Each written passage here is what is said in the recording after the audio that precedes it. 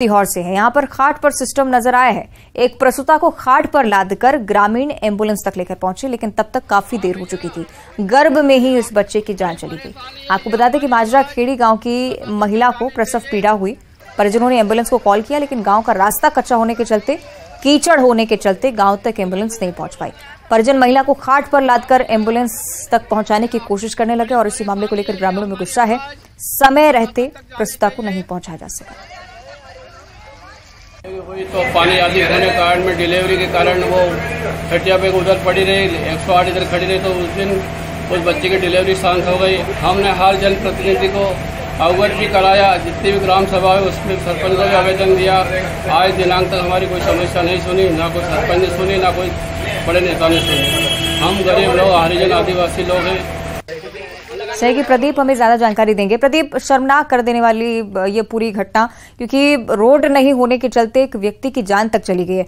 क्या यहाँ के हालात इसी तरह के हैं? क्या शिकायतों पर अभी तक संज्ञान नहीं? ये जो आस्था तहसील की ग्राम पंचायत बिलपान का जो माजरा खेड़ी गांव है, ये बिलपान ग्राम पंचायत से लगभग 3 किलोमीटर की दूरी पर, और माजरा खेड़ी गांव में आजादी के 75 सालों के बाद भी जो रोड है वो नहीं बनने से इस तरह की दिक्कतें बरसात में जरूर आती है। लेकिन इस समय जब बरसात चूंकि चल रही है और जो गांव के बीच से गुजरने वाला नाला, उसका पुल की कोई व्यवस्था नहीं है, तो नाला नदी का रूप लेता है और उसकी वजह से जो है पूरे गांव के अंदर चारों तरफ कीचड़ हो जाती है। ऐसे में ये दर्दनाक हादसा घटित हुआ है, जो ग्राम पंचायत विभाग के ऊपर तमाम तरह के सवाल उठाता है और सरकार को विवश करता है कि सरकार अभी भी सोचे कि समग्र विकास की अवधारणा आखिर है कहाँ, जब इस तरह के गांव के अंदर एक प्रसव से पीड़ा से ग्रस्त महिला को खाट पर लिटाकर एम्बुलेंस तक ले जाने के लिए 2 किलोमीटर के लिए लगभग 4 घंटे का समय गांव के लोग परेशान होकर बिताते हैं, और उसके बाद भी प्रसव पीड़ा के दौरान घर में बच्चे की मृत्यु हो जाती है। तो ये अपने आप में बड़ा गंभीर सवाल बनता है और इस पूरे मामले को सरकार को संज्ञान लेकर इस तरह के न केवल सीहोर जिले के गांव बल्कि पूरे प्रदेश में इस तरह के रिमोट एरिया के जो गांव है वहां पर जरूर सरकार को कार्रवाई करना चाहिए, ताकि इस तरह से आने वाले समय में लोगों को इस तरह से पीड़ा न भुगतनी पड़े। प्रदीप, अधिकारियों की तरफ से अभी तक संज्ञान लिया गया है? अब अधिकारियों से जब इस मामले में बात की गई तो उनका कहना है कि ये हमारे संज्ञान का मामला है, इसमें हमने निर्माण का काम किया है। तमाम तरह के झूठी बातें की जा रही है, लेकिन सच्चाई ये है कि अभी भी बिलपान जो गांव है वो अपने आप में ग्रामीण विकास को लेकर एक प्रश्न चिन्ह खड़ा करता है, जिसे सरकार को बहुत गंभीरता के साथ लेना चाहिए। दावों को झुठला देने वाली तस्वीरें एक बार फिर से। बहुत शुक्रिया आपका प्रदीप, फिलहाल जानकारी के लिए। अधिकारियों की तरफ से अभी भी गोलमोल जवाब। ये तस्वीरें निश्चित तौर पर शर्मसार कर देने वाली।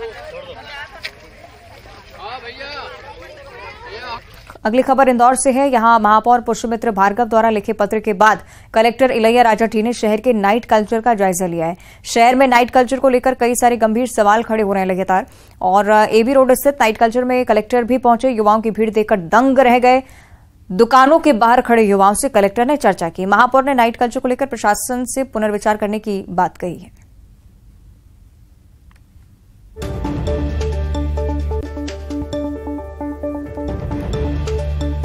सही कि मिथिलेश ज्यादा जानकारी देंगे। मिथिलेश, नाइट कल्चर को लेकर लगातार सवाल खड़े हो रहे हैं और अब कहीं ना कहीं प्रशासनिक कसावट भी इससे लेकर देखने को मिलती हुई। देखिए, पहले हमने पुलिस का एक्शन देखा, न्यूज 18 ने प्रमुखता से इस खबर को दिखाई थी। नाइट कल्चर के कारण लगातार बढ़ रहे अपराध और इंदौर में जिस तरीके से आपराधिक घटनाएं लगातार बढ़ रही, उसको न्यूज 18 ने काफी बेहतर तरीके से प्रमुखता से उस खबर को दिखाया था। वही 19 तारीख को इंदौर महापौर पुष्पमित्र भार्गव ने इंदौर कलेक्टर को एक पत्र लिखा था, जिसमें उन्होंने कहा था कि रात्रिकालीन बाजार खुलने की वजह से लगातार अपराध बढ़ रहे, क्यों ना इस पर एक बार पुनर्विचार करना चाहिए। और पुनर्विचार करने के लिए इंदौर के प्रबुद्धजन, समाजसेवी संगठन के लिए जो लोग बेहतर काम करते हैं, जनप्रतिनिधि और पुलिस के और प्रशासन के वरिष्ठ अधिकारी क्यों ना उस बैठक में शामिल हो। तो उन्होंने कहा था कि एक बार फिर से रात्रिकालीन बाजार पर जो खुले हुए हैं तो विचार करना चाहिए। कल देर रात इंदौर कलेक्टर इलैया राजा खुद निकले और नाइट कल्चर को उन्होंने देखा कि आखिर कहां पर परेशानी आ रही है और किसके वजह से अपराध हो रहा है। तो जब वो दौरे पे निकले, जब उन्होंने जायजा लिया, तो देर रात दुकानों के बाहर युवाओं की भीड़ देखकर वो भी दंग रह गए, क्योंकि अधिकांश जो युवक हैं सड़कों किनारे बैठ के बातचीत कर रहे थे। कई अधिकांश युवक हैं जो वहां पर धूम्रपान करते हुए मिले और कई ऐसे युवक हैं जो उन्हें देखकर वहां से भागने में लगे। कुछ युवाओं से उन्होंने बात भी किया कि आप लोग देर रात तक दुकान के बाहर क्या कर रहे हो, कहाँ पढ़ाई करते हो, या किसी इंस्टीट्यूट में आप नौकरी करते हो या किसी एमएनसी कंपनी में। तमाम उन्होंने जानकारी ली और उसके बाद वो एक रिपोर्ट कार्ड तैयार करने वाले हैं। उन्होंने कहा है कि आने वाले समय में लगातार रोजाना प्रशासनिक अधिकारी दौरा करेंगे, उसमें एक रिपोर्ट कार्ड बनाई जाएगी, फिर उसके तमाम जो भी जनप्रतिनिधि हैं, प्रबुद्धजन लोग हैं, उनके साथ नाइट कल्चर को लेकर एक बार फिर से विचार विमर्श किया जाएगा कि नाइट कल्चर में क्या बदलाव करना चाहिए या आने वाले समय को देखते हुए जिस तरीके से अपराध हो रहा है, नाइट कल्चर को बंद कर देना चाहिए। ये आने वाले समय में तय हो पाएगा। लेकिन जहां एक बार पुलिस कमिश्नर खुद पूरी टीम के साथ सड़कों में नजर आए, पुलिस का बड़ा एक्शन देखने को मिला, वहीं पूरी नाइट कल्चर की स्थिति का जायजा लेने के लिए, उसको भांपने के लिए इंदौर कलेक्टर इलैया राजा टी भी देर रात तक सड़कों पर मौजूद रहे। मिथिलेश, ये भी बताइएगा कि खामियां कहां कहां आती हैं? युवाओं की तरफ से गलती हो रही है, पब संचालक, दुकान संचालकों की तरफ से गलती, या गलती पुलिस प्रशासन की है कि रात में कोई मौजूद नहीं होता? देखिए, पुलिस की तरफ से ये कहा जाता है कि जितनी पुलिसिंग चाहिए, यानी पुलिस की व्यवस्थाओं के लिए जितने पुलिसकर्मी जवान चाहिए उतने मौजूद नहीं है। पुलिस की जो संख्या है वो बढ़ानी चाहिए। संख्या कहीं ना कहीं सीमित है, इसलिए नाइट कल्चर में जितनी पुलिस की संख्या लगानी चाहिए उतनी पुलिसकर्मियों की ड्यूटी नहीं लगा पाते। वहीं दूसरी तरफ अगर देखा जाए तो नाइट कल्चर की आड़ में जो अपराधी है वो बेखौफ घूमते हैं। पब से निकलकर जो युवक है, जो बदमाश है, नशाखोरी करने के बाद में जो दुकानें एमएनसी के लिए जो देर रात तक काम करते हैं, बड़ी कंपनियों में काम करते हैं, जिनको देखते हुए शुरू किया गया था, वहां पर बैठते हैं 3 से 4 बजे 2 बजे तक वहां पर बैठकर जो युवाओं की टोली है वो बैठी रहती है। उसके बाद कहीं ना कहीं निकल के अपराध कुल मिलाकर पुनर्विचार की जरूरत है मिथिलेश इस फैसले को लेकर। बहुत शुक्रिया आपका फिलहाल इस पूरी जानकारी के लिए। ग्वालियर से अगली बड़ी खबर, जहां बीजेपी चुनाव प्रबंध समिति के संयोजक की बैठक हुई। चुनाव प्रबंध समिति के संयोजक नरेंद्र सिंह तोमर ने बैठक लगातार ले रहे हैं। जन आशीर्वाद यात्रा को लेकर बैठक चल रही है। जन आशीर्वाद यात्रा की प्रदेश टोली और ग्वालियर चंबल टोली के पदाधिकारी मौजूद हैं। जन आशीर्वाद यात्रा में क्या कुछ होना है, कौन कौन शामिल होगा, कुल मिलाकर रोड मैप तैयार किया गया है। बीजेपी चुनाव प्रबंध समिति के संयोजक नरेंद्र सिंह तोमर इस बैठक में शामिल, अन्य पदाधिकारी भी पहुंचे हैं। आगामी समय में जन आशीर्वाद यात्रा को लेकर ग्वालियर चंबल में खास तौर पर क्या होगा, इस पर भी फोकस, और पूरे प्रदेश को लेकर भी जन आशीर्वाद यात्रा जब निकाली जाएगी तो कौन कौन शामिल होगा, किसके ऊपर क्या जिम्मेदारी होगी, इस पर भी विस्तार से मंथन किया जा रहा है। क्योंकि मैप अभी तक जारी नहीं किया गया है बीजेपी की तरफ से कि जन आशीर्वाद यात्रा कहां से होकर निकलेगी, कौन कौन शामिल होगा, इसलिए मंथन की जरूरत है। सही कि सुशील ज्यादा जानकारी देंगे। सुशील, क्या कुछ हो रहा है इस बैठक में, क्या जानकारी?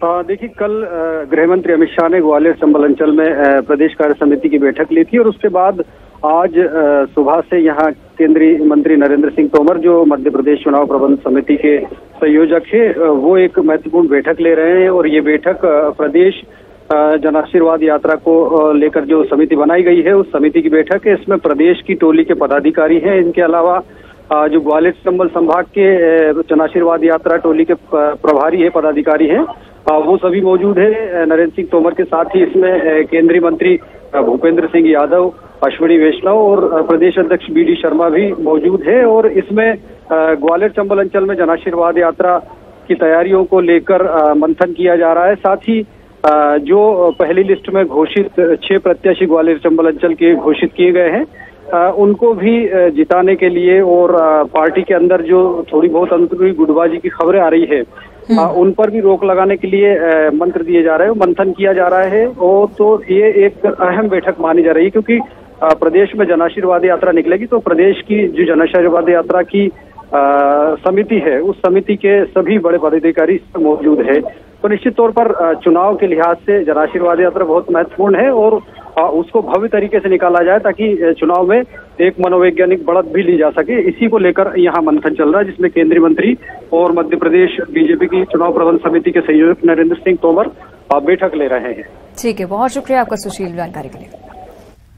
कोरबा से अगली बड़ी खबर, जहां ज्वेलरी शॉप के सामने खड़ी बाइक में अचानक से भीषण आग लग गई। अचानक बाइक में आग लगने से आसपास भी अफरा तफरी का माहौल। ट्रैफिक जवान और दुकानदारों ने आग पर काबू पाया है। शॉर्ट सर्किट के चलते आग लगने की आशंका फिलहाल जाहिर की गई। तस्वीरें आप देखिए, ज्वेलरी शॉप के बाहर ये बाइक रखी थी जिसमें अचानक से आग लगी और धीरे धीरे कर पूरी बाइक जलकर राख हो गई।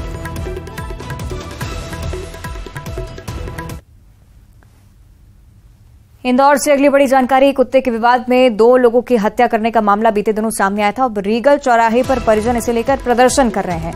आरोपी को फांसी देने की मांग की जा रही है। 2 दिन पहले कृष्णबाग कॉलोनी में 2 लोगों की हत्या कर दी गई थी। सिक्योरिटी गार्ड की तरफ से फायरिंग हुई थी। गोली लगने से 6 लोग घायल अवस्था में अभी भी है, इलाजरत है। और उसके बाद आरोपी को कड़ी सजा देने के लिए ये प्रदर्शन। राहुल के हत्यारों को फांसी दो, ज्योति वर्मा को न्याय दो।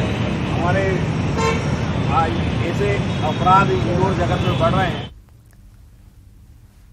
बलरामपुर से आगे खबर, जहां लाखों की ठगी के मामले में फौरन एक्शन लिया गया। साइबर ठगी के मामले में एक आरोपी को गिरफ्तार किया गया है। शिक्षक से ऐप डाउनलोड कराकर पैसे निकाले गए थे। शिक्षक के खाते में 3,70,000 रुपए थे, जिन्हें ठगी कर निकाल लिया गया था। आरोपी को झारखंड से गिरफ्तार करने में पुलिस को यह बड़ी सफलता हासिल हुई है। राजपुर पुलिस की बड़ी कार्रवाई। रविंद्र सिंह निवासी राजपुर ने थाना आकर रिपोर्ट दर्ज करवाया था कि इन्होंने टाटा स्काई रिचार्ज किया था जो नहीं हुआ था। जब इन्होंने कस्टमर केयर में संपर्क किया तो इन्हें एनी डेस्क ऐप डाउनलोड करवाया गया था, जिसके माध्यम से इनके साथ 3,70,000 की ठगी हुई थी। जब इस संबंध में पता तलाश किया गया तो आरोपी जामताड़ा एरिया का पता चला था, जहां पर एक टीम रवाना की गई थी। तो मछलिया थाना बड़ा डुमरिया क्षेत्र में एक आरोपी शहनवाज अंसारी को गिरफ्तार किया गया है और इसे माननीय न्यायालय प्रस्तुत किया जा रहा है। चिरमिरी से अगली बड़ी खबर, जहां केबल चोरी मामले को लेकर पुलिस ने कार्रवाई की है। पुलिस ने 12 संदिग्धों को फिलहाल हिरासत में लिया है। पुलिस की कई टीमें आरोपियों की तलाश में अभी भी जुटी हुई हैं। चिरमिरी इलाके में कबाड़ियों की बड़ी गैंग सक्रिय है। इन्हीं पर नकेल कसने की कोशिश। 12 संदिग्ध फिलहाल पुलिस हिरासत में। पूछताछ इनसे की जा रही है। कनेक्शंस कहां तक पहुंचे देखने वाली बात। फिलहाल आरोपियों की तलाश में भी पुलिस लगातार जुटी हुई है।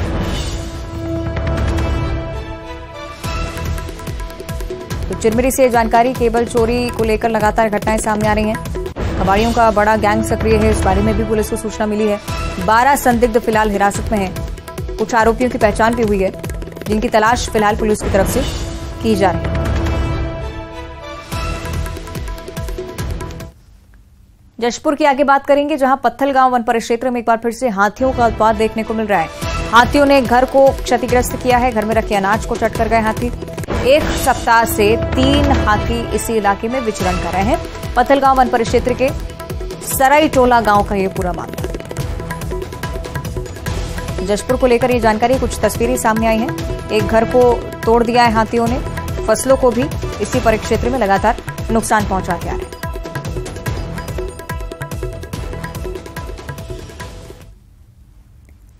और पेंड्रा के हालात भी कुछ ऐसे ही हैं। ग्रामीण क्षेत्रों में हाथियों का उत्पात लगातार देखने को मिल रहा है। छठे दिन भी लगातार हाथी उत्पात मचाते हुए एक रात में 5 ग्रामीणों के घर को क्षतिग्रस्त कर दिया है। खेत में लगी फसलों को भी नुकसान पहुंचाया है।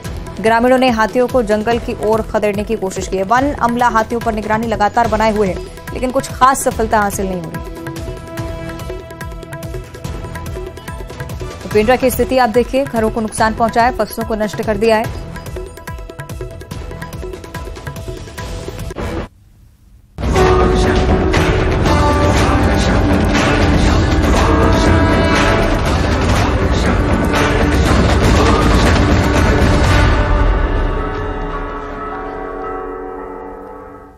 और सावन महीने का 7वां सोमवार आज है। नागपंचमी और सोमवार का संयोग इस बार खास है।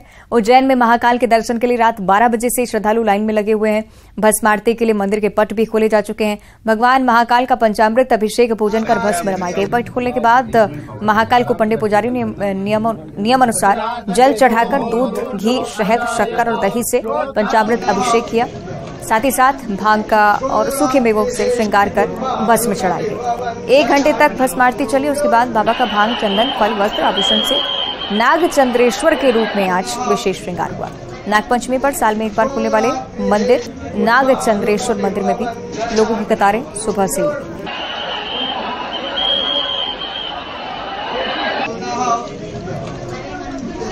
सावन का आज 7वां सोमवार है और सबसे पहले हम शिव भक्तों को बाबा महाकाल के ज्योतिर्लिंग का दर्शन कराते हैं। और आप देख सकते हैं गर्भगृह की सीधी तस्वीर है, ये एक्सक्लूसिव तस्वीर न्यूज 18 पर। और आप देख सकते हैं इस समय जलाभिषेक किया जा रहा है बाबा महाकाल का। और ये बाबा महाकाल के गर्भगृह से बाबा महाकाल ज्योतिर्लिंग की एक्सक्लूसिव तस्वीर है। आज सावन का 7वां सोमवार है और आज के दिन नागपंचमी का त्यौहार है। और ये जो दुर्लभ संयोग है, करीब 24 साल बाद बना हुआ है। और आज के दिन अगर आप महाकाल के दर्शन करते हैं, नाग देवता के दर्शन करते हैं, तो आपकी तमाम जो भी मनोकामना है, आपके जो भी दुख हैं, वो दूर हो जाते हैं। और कहते हैं कि अगर आज के दिन आपने नाग चंद्रेश्वर के दर्शन कर लिए तो अगर आप काल पर सर्प दोष से पीड़ित हैं, उससे परेशान हैं, तो वो दोष खत्म हो जाएगा सिर्फ नाग चंद्रेश्वर के दर्शन मात्र से। और फिलहाल ये आप देख सकते हैं कि श्रद्धालुओं की काफी भीड़ नजर आ रही है और सुबह से ही शिव भक्तों का मंदिर पहुंचने का सिलसिला जारी है।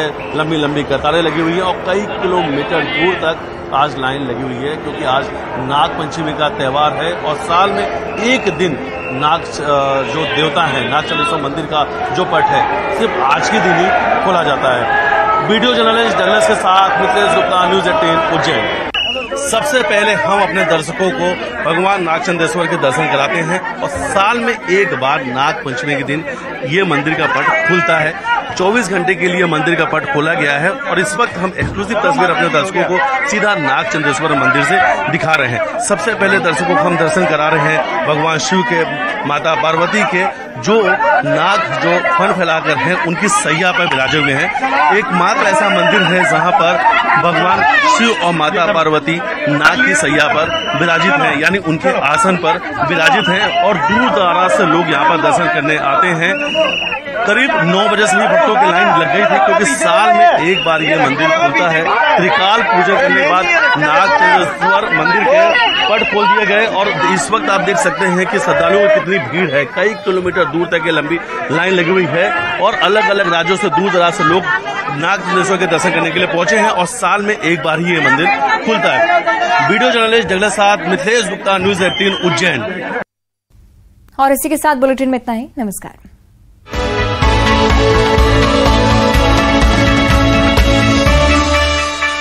न्यूज़ 18 की टीम अब आप पहुंची है अपना सबसे खास प्रोग्राम कहता है वोटर लेकर ग्वालियर जिले की ग्वालियर ग्रामीण विधानसभा क्षेत्र पर।